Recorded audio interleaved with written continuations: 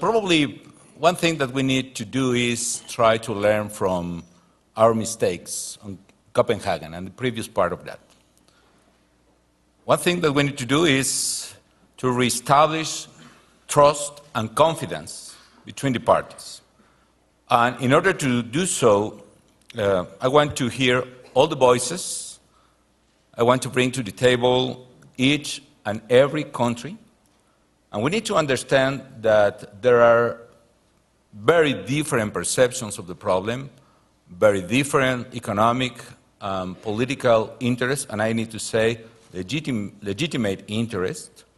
Is not the same, the perception of the small state nations who are in danger because they can lose their territory.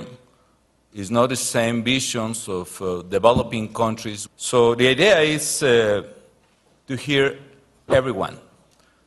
Try to establish a method in which we can work all the year together. I will insist on good faith negotiations.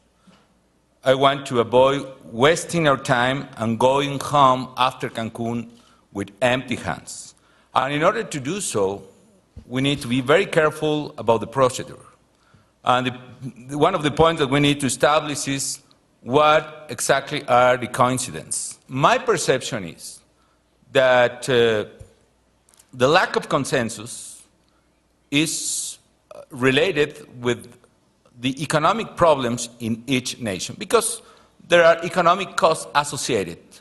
If we can find an economic mechanism with the right incentives in order to stimulate, in order to incentive actions coming either developed or developing countries, we will be on track to find what we want to find in Cancun. Let me be clear. I realize how important it is for the world to get a success in Cancun, how important it is to start taking actions today.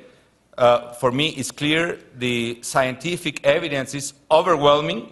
The effects of global warming are already affecting ordinary people, the life of ordinary people in developing and developed countries.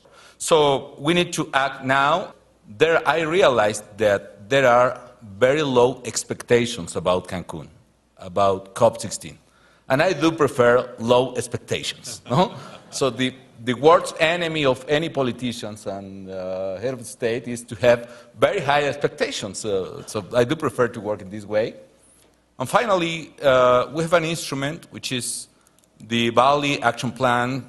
We have the instruments of the Kyoto Protocol itself, the working groups, and of course the Copenhagen Agreement, which was not enough. Nobody is satisfied with it, but it's a very important mechanism to move on.